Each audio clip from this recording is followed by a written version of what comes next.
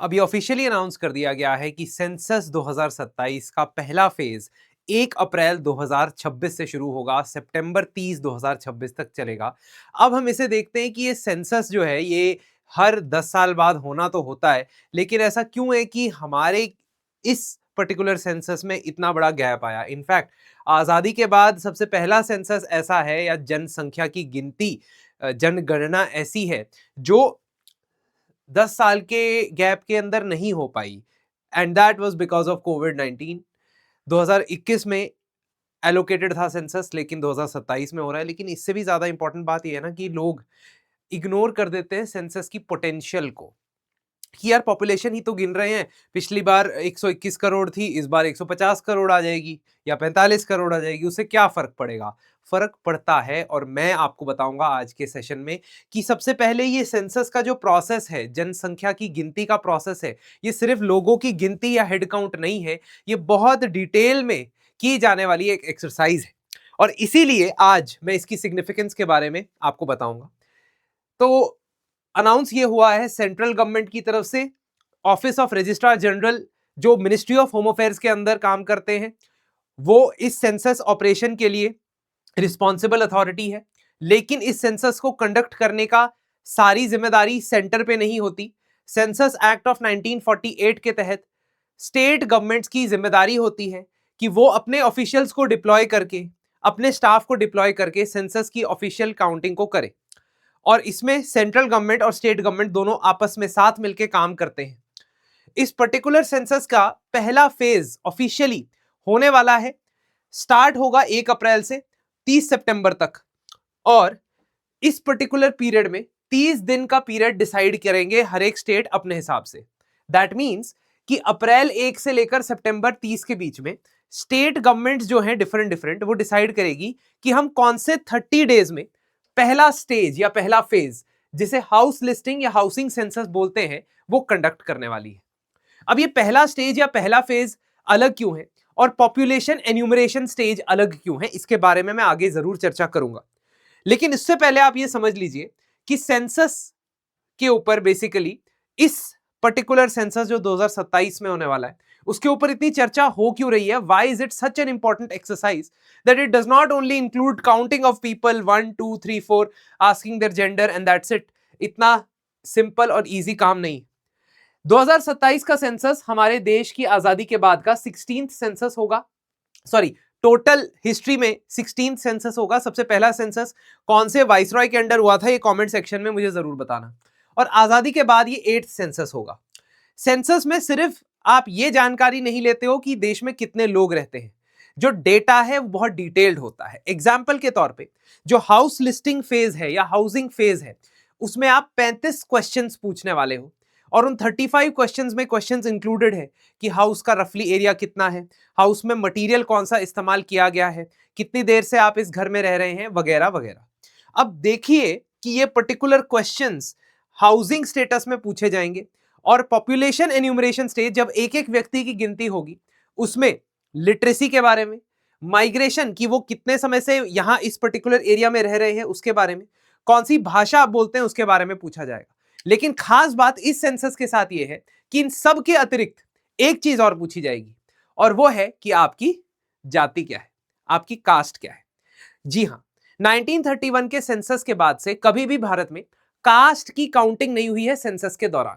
हां, as an additional exercise caste की गिनती जरूर हुई है। 2011 के अंदर सोशो इकोनॉमिक कास्ट सेंसस के एडिशनल एक कार्रवाई करवाई गई थी, जिसको SECC कहते हैं, पर उसका डेटा पब्लिकली रिलीज नहीं किया गया था। केंद्र सरकार का यह कहना है, क्योंकि इस वक्त केंद्र सेंट्रल में दूसरी गवर्नमेंट है, 2011 के सेंसस के टाइम पे दूसरी गवर्नमेंट थी। 2021 में कोर्ट में एफिडेविट डालते हुए केंद्र सरकार ने, सेंट्रल गवर्नमेंट ने कहा कि जो 2011 में कास्ट का डेटा, जाति का डेटा कलेक्ट हुआ था, दैट इज इनएक्यूरेट, वो सही नहीं है। हम दोबारा से सेंसस के दौरान जाति का डेटा भी कलेक्ट करेंगे। तो इसका मतलब क्या ये हुआ कि सेंसस में अभी तक जो सेंसस होते थे वो शेड्यूल कास्ट और शेड्यूल ट्राइब की कोई भी कास्ट की लिस्टिंग नहीं करते थे? ऐसा नहीं है। They used to only check whether you belong to schedule caste और schedule tribe, and they did not use to count the number of people of a particular caste, कि इस जाति को बिलोंग करने वाले इतने लोग हैं, इसको इतने, इसको इतने। इस बार ये होने वाला है। इसके अलावा क्योंकि ओबीसी या अदर बैकवर्ड क्लासेस जिनको भी हम बहुत सारे बेनिफिट्स देने की बात करते हैं या गवर्नमेंट स्कीम्स के बेनिफिशियरी के तौर पे उनको देखते हैं, ओबीसी के अंदर भी there will be first time that it will be enumerated and the problem is that there are two lists of OBC. Central government की अपनी खुद की लिस्ट है, स्टेट गवर्नमेंट की अपनी खुद की लिस्ट है। तो आप स्टेट गवर्नमेंट या सेंट्रल गवर्नमेंट के ओबीसी में आते हो, ये भी उनको नोट करना पड़ेगा। माइट बिकम डिफिकल्ट टास्क, और सर्वेइंग तो एक बहुत बड़ा डिफिकल्ट टास्क है ही। In any case survey enumerator से आप पूछ सकते हैं, लेकिन उनकी मदद करने के लिए इस बार पैसा बहुत ज्यादा लगाया जा रहा है। 30 लाख फील्ड फंक्शनरीज को, एन्यूमरेटर्स और सुपरवाइजर्स को स्टेट गवर्नमेंट्स डिप्लॉय करेंगी।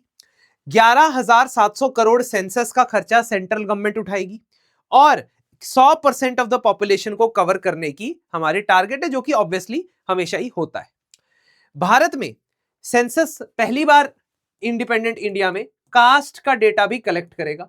आप कौन सी जाति के हैं इसका डेटा कलेक्ट करेगा। Although sociologically speaking this is a very difficult concept to understand and difficult concept to accurately determine.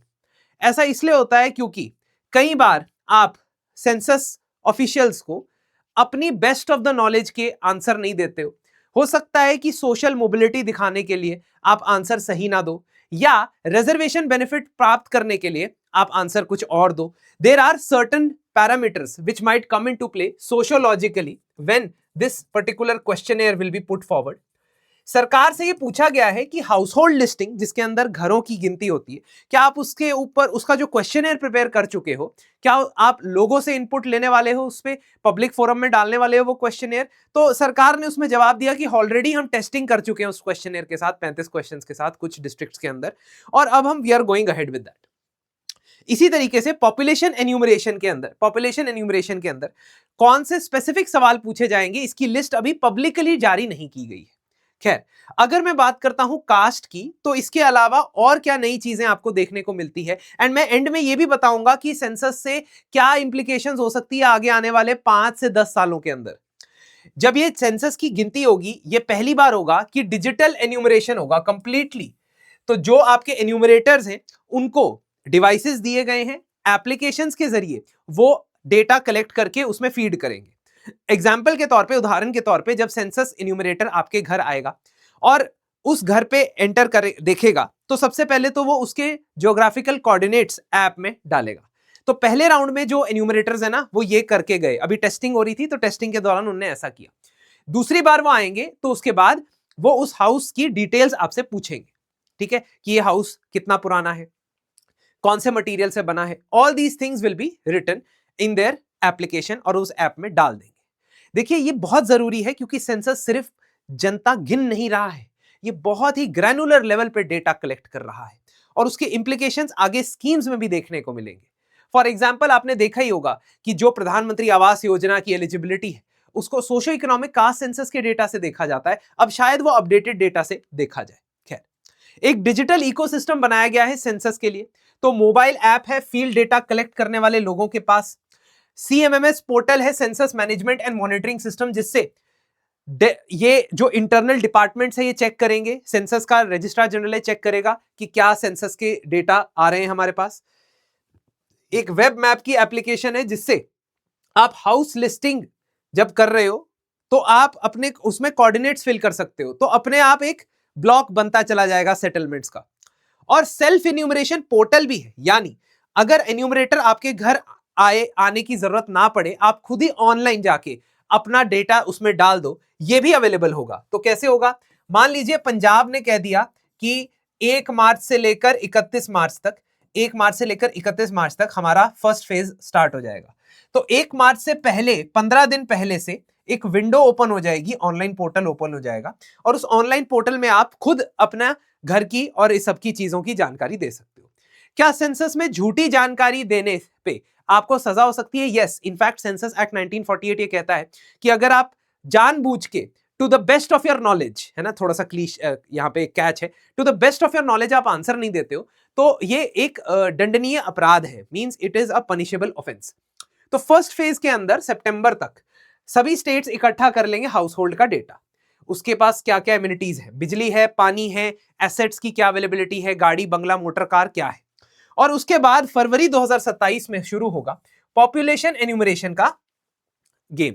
और पॉपुलेशन एन्यूमरेशन के अंदर पॉपुलेशन की गिनती, male female, transgender, apart from that आपकी जो कास्ट है ना, ये सारे सवाल उसमें पूछे जाएंगे। अब अगर आप देख रहे हैं इस पर्टिकुलर सेंसस की एक्सरसाइज को just as a counting of population, तो उससे आपको बचना पड़ेगा। You will have to see the bigger picture. The bigger picture is कि गवर्नमेंट एक तो कह रही है, गवर्नमेंट की तरफ से बिगर पिक्चर ये है कि हम बहुत ज्यादा इंप्लॉयमेंट भी जनरेट करेंगे सारी प्रोसेस से, क्योंकि अगर हम 11,000 करोड़ रुपए लगा रहे हैं तो 1 crore man days of employment will be generated for technical man power. 18,600 से ज्यादा टेक्निकल पर्सोनल को लोकल लेवल पे एंगेज किया जाएगा फॉर दिस पर्टिकुलर एक्सरसाइज। और इससे ट्रेनिंग भी होगी, आगे जाके कोई भी एक्सरसाइज हमें कंडक्ट करनी होगी सेंसस जैसी, तो हमारे पास बहुत बड़ा group of trained officials already तैयार होगा। लेकिन उससे भी ज्यादा इंपॉर्टेंट, ये तो गवर्नमेंट का पर्सपेक्टिव हो गया, उससे भी ज्यादा इंपॉर्टेंट आपको ये समझना है कि सेंसस का डेटा हमारे किस काम आने वाला है और क्या धमाका मचा सकता है, क्या धमाल मचा सकता है ये देश की पॉलिटिक्स में, देश की सोसाइटी में, देश की इकोनॉमी में। तो अगर आप देखोगे सबसे पहली चीज जो सेंसस के कंप्लीट होने के बाद होगी वो होगा एक political decision making time. Because अगर आप लोकसभा की सीट्स देखोगे, स्टेट्स को पॉपुलेशन के आधार पे वो निर्धारित की गई हैं, as per in proportion to population seats have been decided. और कॉन्स्टिट्यूशन में हमें आर्टिकल 82 कहता है कि आपको हर 10 साल के बाद जब भी सेंसस होगा आपको इन सीट्स का दोबारा से क्या करना पड़ेगा, क्या शब्द है वो, डीलिमिटेशन करना पड़ेगा। यानी कि पॉपुलेशन के चेंज के हिसाब से आपको यह डिसाइड करना पड़ेगा कि कौन से स्टेट को अब ज्यादा सीटें देनी है, कौन से को कम। अब आपको पता है कि 1976 में जब सेंसस के बाद, 1972 के सेंसस के बाद साउथ के जो स्टेट्स थे जो पॉपुलेशन कंट्रोल करने की तरफ कदम उठा रहे थे, उन्होंने कहा कि देखिए भाई साहब हमें माफ कीजिए, जैसे जैसे उत्तर प्रदेश, बिहार, मध्य प्रदेश की पॉपुलेशन बढ़ते जा रही है, लोकसभा में उनकी सीटें बढ़ते जा रही है, इससे तो हम बहुत डिसएडवांटेज पोजीशन में होंगे क्योंकि हम तो पॉपुलेशन को कंट्रोल करने की तरफ बढ़ रहे हैं। तो इसी वजह से 42nd कॉन्स्टिट्यूशनल अमेंडमेंट एक्ट और उसके बाद 84th कॉन्स्टिट्यूशनल अमेंडमेंट एक्ट, दो एक्ट्स के जरिए डीलिमिटेशन एक्सरसाइज को 25-25 यानी टोटल 50 साल के लिए रोक दिया गया था। यानी किसी भी स्टेट की लोकसभा में सीटें नहीं बढ़ेंगी, लोकसभा की टोटल नंबर ऑफ सीटें नहीं बढ़ेंगी, और किसी भी स्टेट की विधानसभा की नंबर ऑफ सीटें वही रहेंगी जो 1976 में है। अब इस चीज को 50 साल तक एक्सटेंड किया गया था। 50 साल 2026 में खत्म हो रहे हैं। 2026 में ही 27 का सेंसस शुरू हो रहा है। इलेक्शन 2029 में है। क्या 2029 से पहले डीलिमिटेशन हो जाएगा? सीम्स वेरी डिफिकल्ट, क्योंकि 2027 के अंदर फरवरी में पॉपुलेशन एन्यूमरेशन स्टार्ट होगा और वो भी कुछ महीने चलेगा। 2028 में हो सकता है कि सेंसस का डेटा रिलीज किया जाए, तो इस सेंसस के डेटा के हिसाब से फिर डीलिमिटेशन एक्सरसाइज कंडक्ट करनी पड़ेगी। पूरे देश के अंदर क्या डीलिमिटेशन एक साल में कंडक्ट करके उसके बाद कॉन्स्टिट्यूशनल अमेंडमेंट करके इलेक्शन हो पाएंगे, देखने वाली बात है। लेकिन साउथ की बहुत सारी स्टेट्स और पॉलिटिकल पार्टीज कह रही हैं कि इस डीलिमिटेशन एक्सरसाइज को आगे भी 25 साल तक रोक देना चाहिए। दूसरा, विमेन एम्पावरमेंट भी इसकी वजह से रुकी हुई है। पता है क्यों? क्योंकि हमने नारी शक्ति वंदन अधिनियम लाया था 2023 में, which gave 33% reservation to women in Lok Sabha and Vidhan Sabhas across the board। लेकिन ये इस पर्टिकुलर अमेंडमेंट में क्लॉज लिखा गया था कि जब तक नेक्स्ट डीलिमिटेशन एक्सरसाइज नहीं हो जाती ये रिजर्वेशन अप्लाई नहीं होगा। तो इसका मतलब महिलाओं का रिजर्वेशन भी सेंसस और उसके बाद की डीलिमिटेशन पे रुका हुआ है। इसके बाद कास्ट का डेटा जब कलेक्ट किया जाएगा दोस्तों, तो सबसे बड़ा बातचीत तो उस पर चलेगी कि कितने परसेंटेज, कितने प्रतिशत पॉपुलेशन ओबीसी की है, कितने प्रतिशत एससी की है, एसटी की है। ये जब हमें और ज्यादा नया डेटा मिलेगा तो इसके बेसिस पे क्या एफर्मेटिव एक्शन की डिमांड्स होंगी, क्या रिजर्वेशन की डिमांड्स होंगी और काउंटर डिमांड्स क्या होंगी, इसके बारे में पॉलिटिकल बहुत ज्यादा अपहीवल होने के चांसेस है। इसके अलावा आप जब सेंसस का डेटा कलेक्ट करते हो तो आप अर्बनाइजेशन के लेवल्स भी देखते हो। एग्जांपल के तौर पे अगर आप रूरल एरियाज की बात करो, अभी रूरल एरियाज लगभग 69-70% है रूरल पॉपुलेशन और अर्बन पॉपुलेशन 30% है। जाहिर सी बात है कि जब सेंसस नया कंडक्ट किया जाएगा तो अर्बन एरियाज का नंबर भी बढ़ेगा और अर्बन एरियाज की जो क्लासिफिकेशन होती है, सेंसस टाउन की क्लासिफिकेशन होती है, वो क्लासिफिकेशन भी बदलेगी, तो अर्बन प्लानिंग में भी बदलाव आएगा।